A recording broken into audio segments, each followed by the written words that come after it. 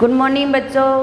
Class BSc second year और BSc BEd third year का organic chemistry का हमारा कॉमन टॉपिक चल रहा है फिनोल, जिसके पार्ट नंबर 3 की हम बात कर रहे हैं। इसके अंदर हम फिनोल के बनाने की विधियां कर रहे थे।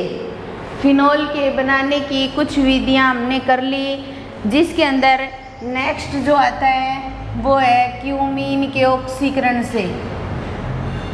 नेक्स्ट जो फिनोल बनाने की विधि है वो है क्यूमीन के ऑक्सीकरण से। तो हम क्या करेंगे, क्यूमीन का ऑक्सीकरण करवाएंगे, ऑक्सीजन के साथ में विक्रिया करवाएंगे। तो विक्रिया करवाने पर हमें फिनोल प्राप्त होगा। तो सबसे पहले अब क्यूमीन क्या होती है, इसको बनाना होता है। तो सबसे पहले हम क्या लेंगे, बेंजीन लेंगे। ये हमने क्या ले ली, बेंजीन ले ली। और बेंजीन के साथ प्रोपीन की विक्रिया करवाएंगे। और प्रोपीन की विक्रिया करवाने पर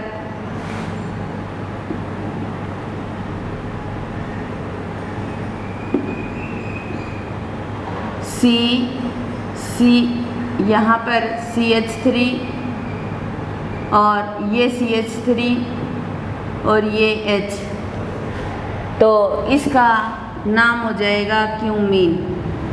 इस क्यूमीन को ही काम में लेना है हमें, क्या बनाने के लिए, फिनोल। तो अपने इसको आइसोप्रोपिल बेंजीन भी बोल सकते हैं, इसको आइसोप्रोपिल बेंजीन भी कह सकते हैं। फिर हम इसकी क्या करवाएंगे, ऑक्सीजन के साथ अभिक्रिया करवाएंगे। क्यूमीन का क्या करवा रहे हैं हम, ऑक्सीकरण करवा रहे हैं। तो ये बेंजीनिंग और इसके ऊपर कार्बन जुड़ा हुआ है, जिसके साथ 2 CH3 ग्रुप जुड़े हुए हैं। और ये दोनों ऑक्सीजन पेरोक्साइड बॉन्ड के द्वारा इस कार्बन और हाइड्रोजन के बीच में उपस्थित हो जाएंगे। और जो ऑक्सीजन और ऑक्सीजन है उसके बीच में पेरोक्साइड बॉन्ड बन रहा है, तो इसका नाम हो जाएगा क्यूमीन हाइड्रोपेरोक्साइड। क्या हो जाएगा, क्यूमीन हाइड्रोपेरोक्साइड।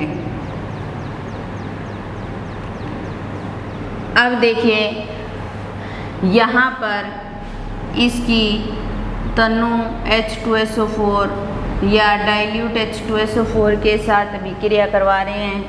कहने का मतलब H पॉजिटिव के साथ विक्रिया करवा रहे हैं। ये H पॉजिटिव इसके साथ जोड़ेंगे तो ये बेंजीन रिंग, और इसके ऊपर हमारे पास कार्बन है और कार्बन के साथ 2 CH3 ग्रुप जुड़े हुए हैं, O और OH2। ये बन जाएगा। ऑक्सीजन इसके साथ जुड़ गया। ऑक्सीजन के कितने बॉन्ड हो गए, 3, इसलिए पॉजिटिव चार्ज आ जाएगा।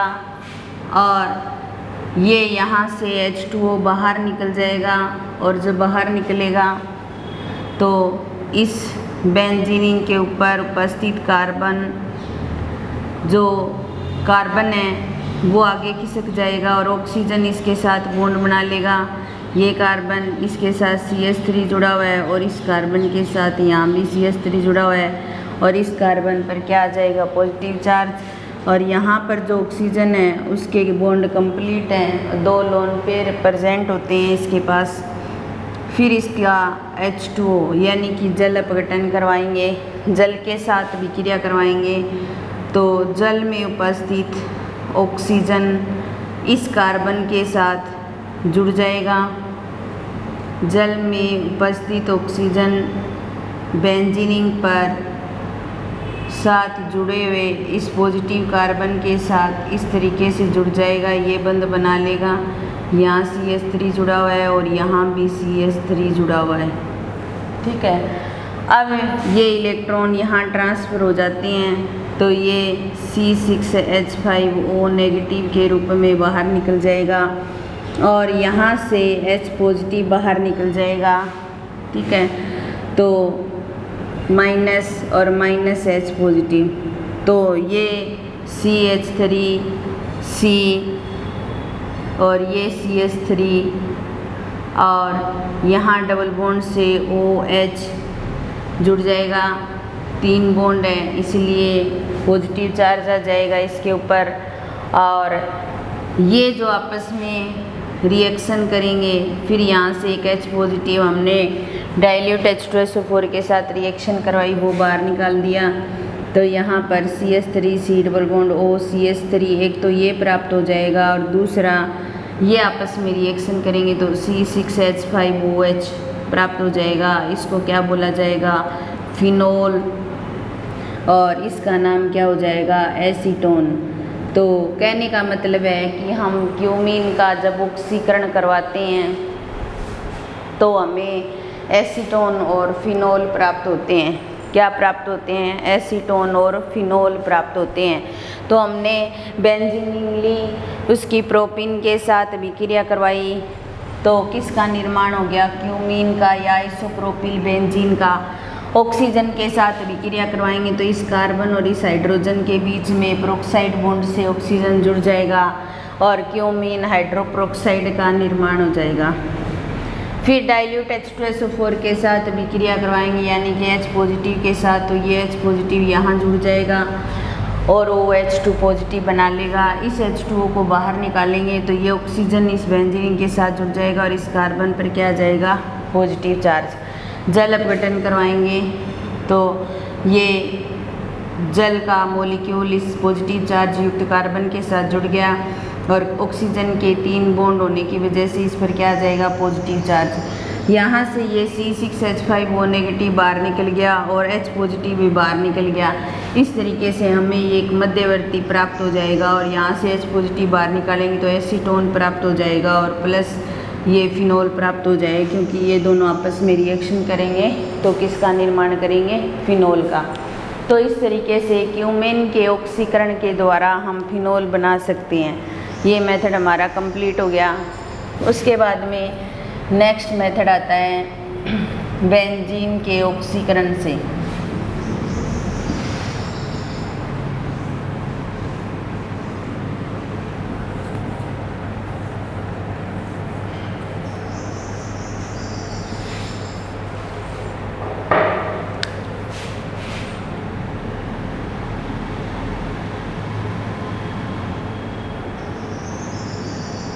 बेंजीन के ऑक्सीकरण से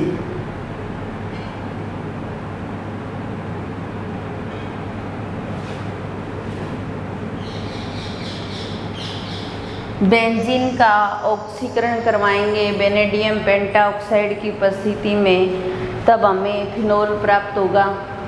तो बेंजीन रिंग ले लेंगे और बेंजीन रिंग लेकर के इसका ऑक्सीकरण करवाएंगे, आप O2 के साथ रिएक्शन करवाएंगे, ठीक है।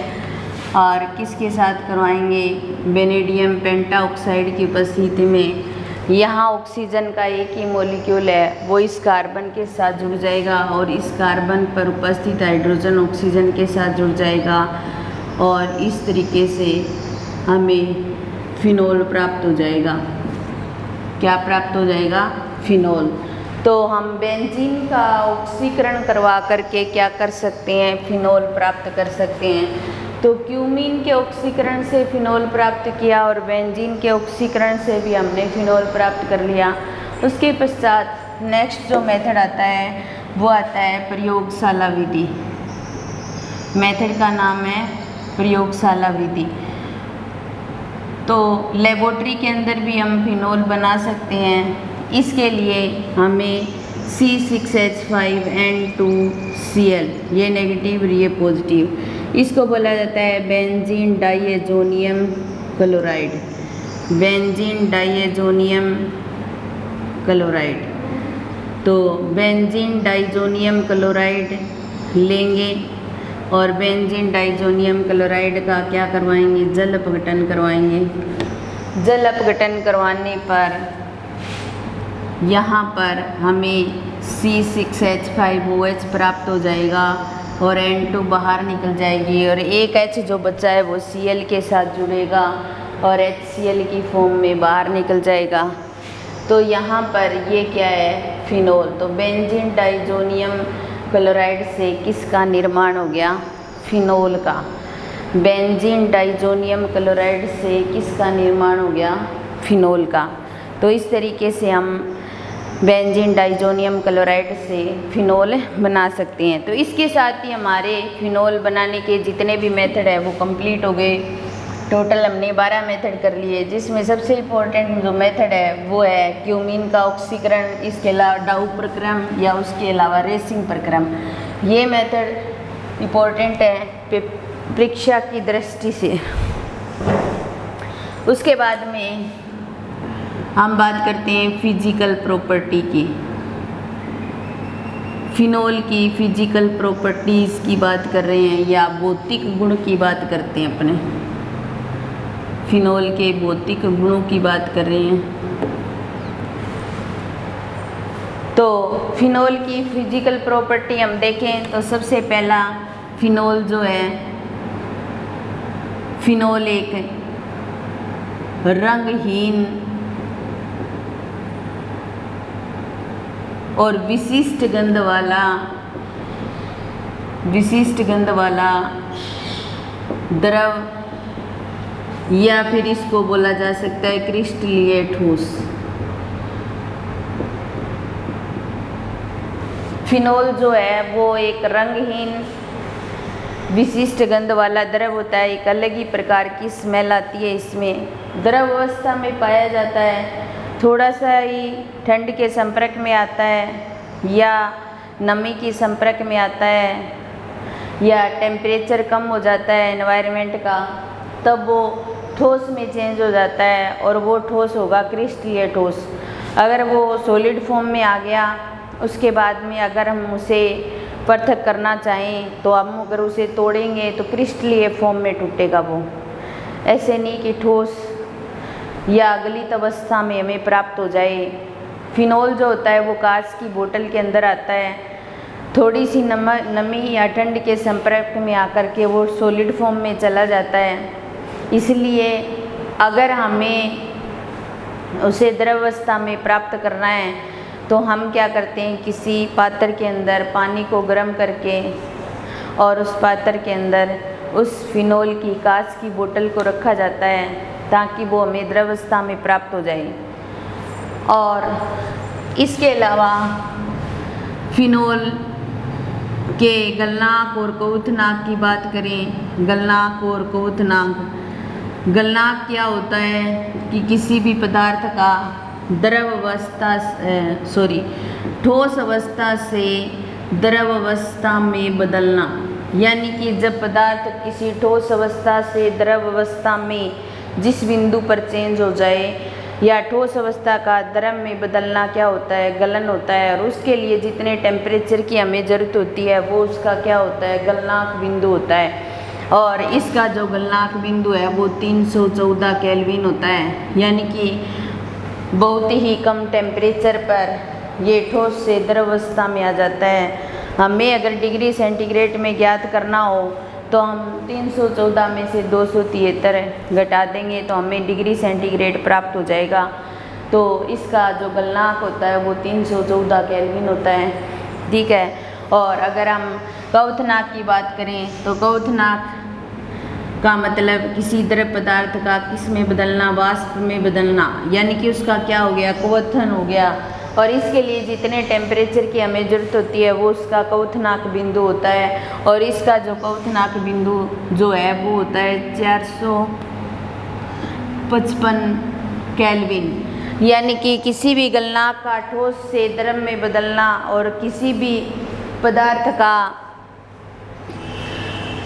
द्रव से वाष्प में बदलना क्या कहलाता है, गलनांक बिंदु या क्वथनांक बिंदु। किसी भी ठोस का द्रव में बदलना गलनांक बिंदु और जिसका मान 314 केल्विन होता है। और किसी भी पदार्थ का द्रव से वाष्प में बदलना 455 केल्विन उसका क्वथनांक बिंदु होता है। यानी कि 455 केल्विन टेम्परेचर पर वो द्रव से वाष्प में बदल जाता है। तो इसके अलावा अगर हम बात करें फिनोल की, तो फिनोल एक विषैला पदार्थ होता है। विषैले पदार्थ के रूप में भी इसको काम में लेते हैं। तो अगर ये चमड़ी पर गिर जाए तो चमड़ी पर क्या कर सकता है, फफोले उत्पन्न कर सकता है। यानी कि अगर चमड़ी पर गिर जाए तो फिनोल जो होता है वो फफोले उत्पन्न कर सकता है। या फिर जो फिनोल है उसको हम प्रतिरोधी या कीटाणुनाशी के रूप में भी काम में लेते हैं। प्रतिरोधी या कीटाणुनाशी के रूप में भी हम काम में ले सकते हैं। और या हम फिनोल की बात करें तो फिनोल जो होता है वो जल में विलय होता है। किसके कारण? हाइड्रोजन बॉन्ड के कारण। हाइड्रोजन बंध बना लेता है तो जल में विलय होगा। इसके अलावा कार्बनिक विलायक जैसे ईथर हो गया, या फिर हम एथेनॉल कहें, एथेनॉल एल्कोहल होता है। तो ईथर और एथेनॉल के अंदर क्या होता है? विलयशील होता है। ईथर और एथेनॉल के अंदर विलयशील होता है। तो फिनोल जल में विलय होता है। आंशिक विलय मान सकते हैं अपने, पूर्ण रूप से विलय नहीं कह सकते। कुछ मात्रा में विलय होता है तो वो किसके कारण होता है? हाइड्रोजन बंध के कारण। और कार्बनिक विलायक जैसे ईथर और एथेनॉल के अंदर ये विलयशील होता है। और जो फिनोल जो होता है, फिनोल का जो जलीय विलयन है वो क्या करता है? फिनोल का जलीय विलयन नीले लिटमस पेपर को क्या कर देता है? लाल कर देता है। और जो नीले लिटमस पेपर को लाल करते हैं वो क्या होते हैं? अम्ल होते हैं। तो फिनोल अम्लीय प्रवृत्ति शो करता है।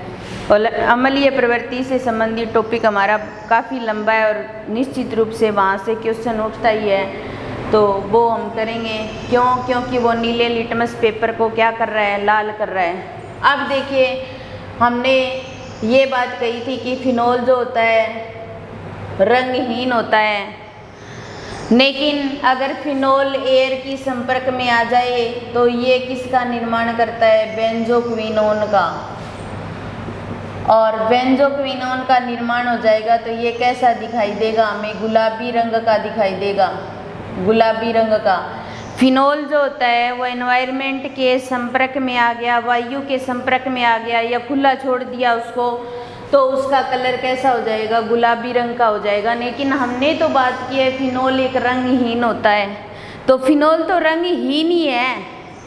ये जो गुलाबी कलर आया है वो किसका आया है? बेंजोक्विनोन का आया है, फिनोल का नहीं आया।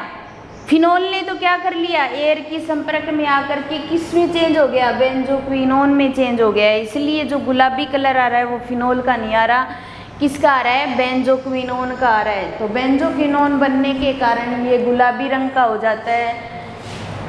इसके अलावा जो फिनोल है वो अंतराण्विक टाइप के हाइड्रोजन बंध बनाता है।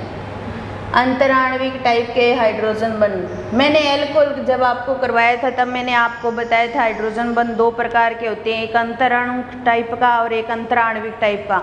अंतराणुक टाइप का जो हाइड्रोजन बंध होता है वो एक ही कंपाउंड के अंदर प्रेजेंट दनाइन, या अपने ऐसे कहें कि एक ही कंपाउंड के अंदर प्रेजेंट हाइड्रोजन किसी रिनाइन के साथ अगर बॉन्डिंग करता है तो वो क्या होती है? अंतराणुक टाइप की हाइड्रोजन बॉन्डिंग। और अंतराण्विक टाइप की हाइड्रोजन बॉन्डिंग जो होती है वो इस प्रकार होती है, जैसे हमारे पास ये फिनोल है O और H, और दूसरा फिनोल का मॉलिक्यूल ले लें और उसको भी हमने लिख दिया O और H।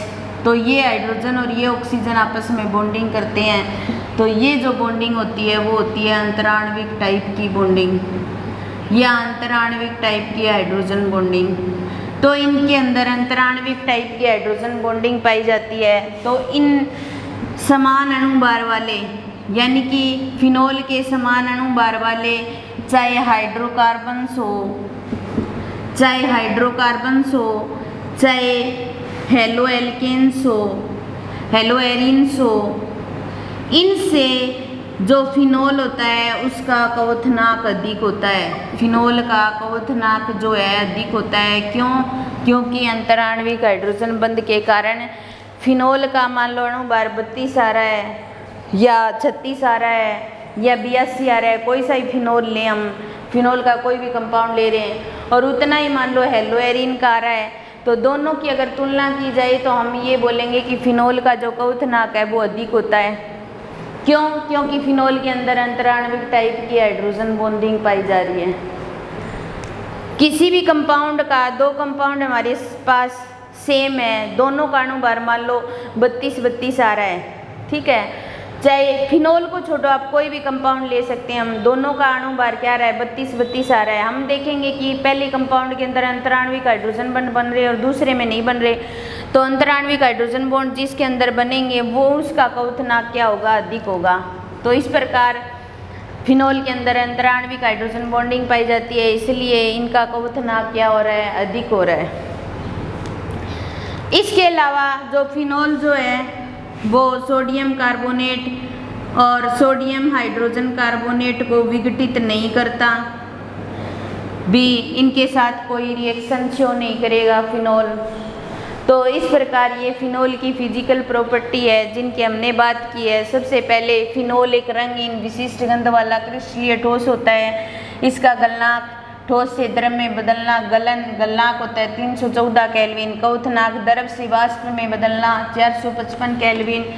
विषैला पदार्थ के रूप में काम में लिया जाता है। विषैले पदार्थ के रूप में होता है ये, चमड़ी पर अगर डल जाए तो फफोले उत्पन्न कर सकता है। फिनोल को प्रतिरोधी या कीटाणुनाशी के रूप में भी काम में ले सकते हैं। फिनोल जल में विलय होता है हाइड्रोजन बंध के कारण। कार्बनिक विलय ईथर या इथेनॉल के अंदर भी विलयशील होता है। फिनोल जलीय विलयन में नीले लिटमस को लाल कर देता है, यानी कि वो क्या कर रहा है? अम्लीय प्रवृत्ति शो कर रहा है। क्या कर रहा है? अम्लीय प्रवृत्ति शो कर रहा है। फिनोल को ऑक्सीजन के साथ में संपर्क में आएगा तो बेंजोक्विनोन बनाएगा, तब ये गुलाबी रंग देगा। और फिनोल के अंदर अंतराण्विक हाइड्रोजन बॉन्डिंग पाई जाएगी जिससे समान अणुभार वाले हाइड्रोकार्बन्स और हेलोएल्केन की तुलना में फिनोल का क्वोथनाक अधिक होगा। और फिनोल सोडियम कार्बोनेट और सोडियम हाइड्रोजन कार्बोनेट के साथ में कोई रिएक्शन नहीं करता या सोडियम कार्बोनेट या सोडियम हाइड्रोजन कार्बोनेट को विघटित नहीं करता। ये थी फिजिकल प्रॉपर्टी की बात। अब हम बात करते हैं केमिकल प्रॉपर्टी की। नेक्स्ट जो टॉपिक है हमारा वो आता है फिनोल की केमिकल प्रॉपर्टी। केमिकल प्रॉपर्टी या फिर अपने कहें रासायनिक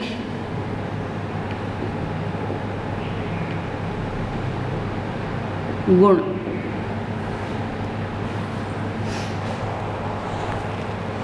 तो रासायनिक गुण के अंदर देखते हैं अपने, सबसे पहली आती है फिनोल की अम्लीय प्रवृत्ति।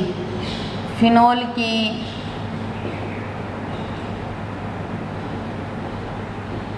अम्लीय प्रवृत्ति।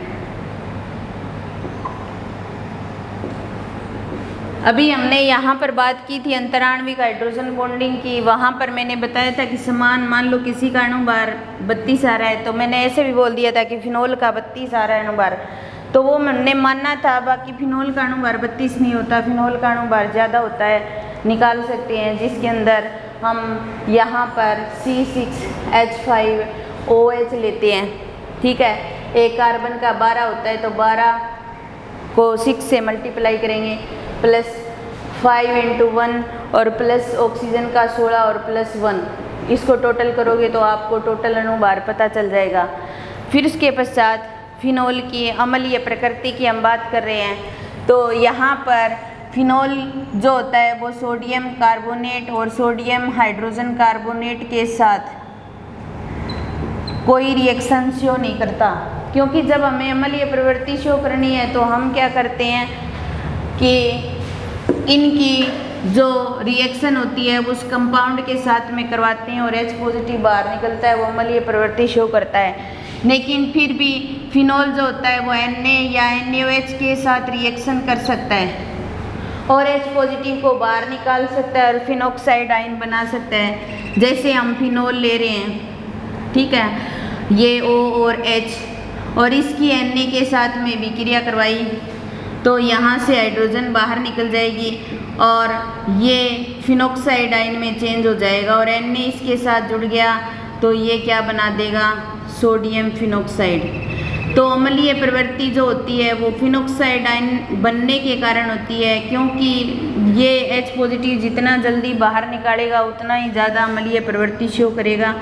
जैसे हम किसी क्षार के साथ रिएक्शन करवाएं, NaOH के साथ रिएक्शन करवाकर भी अम्लीय प्रवृत्ति शो कर सकते हैं। ये फिनोक्साइड आयन बन जाएगा पॉजिटिव और नेगेटिव और यहाँ से H2O बाहर निकल गया।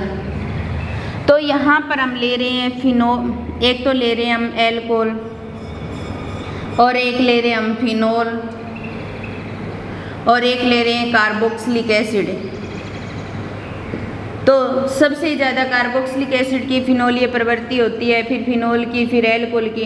तो एल्कोहल के साथ फिनोल की तुलना की जाएगी तो एल्कोहल से फिनोल प्रबल अम्लीय हो जाएगा, लेकिन कार्बोक्सिलिक एसिड से क्या हो जाएगा, दुर्बल अम्लीय हो जाएगा।